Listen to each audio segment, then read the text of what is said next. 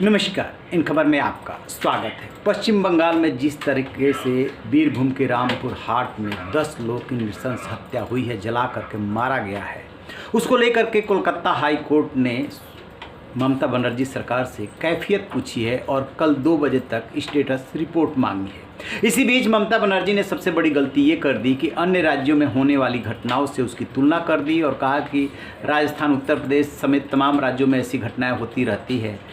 उनका आगे का सेंटेंस वो नहीं बोली है, लेकिन मतलब ये है कि पश्चिम बंगाल में हो गई तो कौन सी बड़ी बात हो गई। आपको याद दिला दूँ, पिछले साल जब अप्रैल में चुनाव हुए थे, उसके बाद से 16 लोगों की ऐसे ही हत्या की गई थी।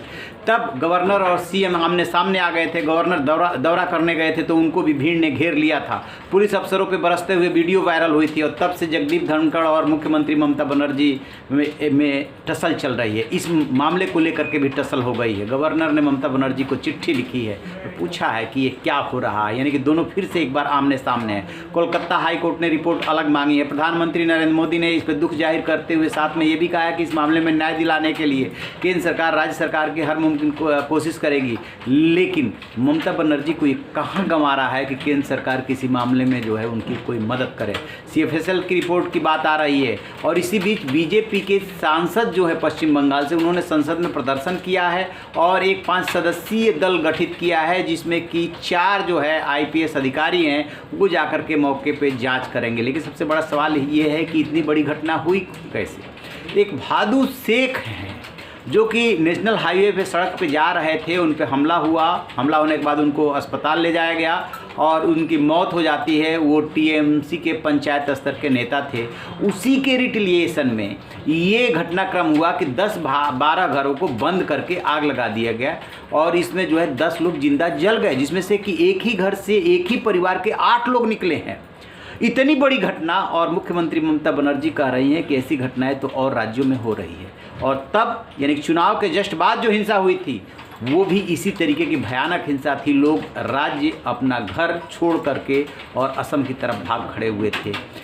जब राज्यपाल गए थे उनको ये दिलासा देने के लिए, हिम्मत बढ़ाने के लिए कि हम आपके साथ हैं, आपको पलायन करने की ज़रूरत नहीं है। टीमें यहाँ से गई थी, बाद में उसकी CBI जांच भी हुई, उससे भी राज्य सरकार ने कोई सबक नहीं लिया। दरअसल इसकी वजह ये है कि वहाँ पे जो लेफ्ट का शासन रहा, उस लेफ्ट के 34 साल के शासन में भी यही हिंसा होती रही और ममता बनर्जी ने जिस तरीके से लेफ्ट को वहाँ से उखाड़ा, उसी तरीके को अपनाया जो लेफ्ट अपनाता रहा।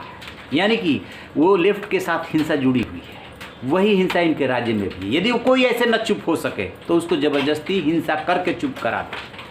और उसका नतीजा क्या हुआ? 16 लोग, 10 लोग ऐसे मारे जा रहे हैं, जिंदा जलाए जा रहे हैं। और जब हाई कोर्ट पूछता है, सुप्रीम कोर्ट दौड़ के आता है। सुप्रीम कोर्ट भी कई बार फटकार चुका है। कोई फ़र्क नहीं पड़ता इन सियासतदानों पे। उन्हें सिर्फ और सिर्फ यदि मतलब है तो राजनीति से और उनके कार्यकर्ताओं का मनोबल ऊंचा रहे, इसके लिए वो हर संभव, हर मुमकिन कोशिश करते हैं। लेकिन इस मामले को लेकर के बुरी तरीके से घिर गई है। राज्यपाल भी घेर रहे हैं, बीजेपी भी घेर रही है और सवाल उठाया जा रहा है कि आखिरकार ये हिंसा कब थमेगी, कब तक राजनीतिक हत्याएं होती रहेगी। इसका जवाब ममता बनर्जी को आज नहीं तो कल देना होगा। इस घटनाक्रम पर हमारी नज़र है। रहिए बेखबर, देखते रहिए खबर। Thank you.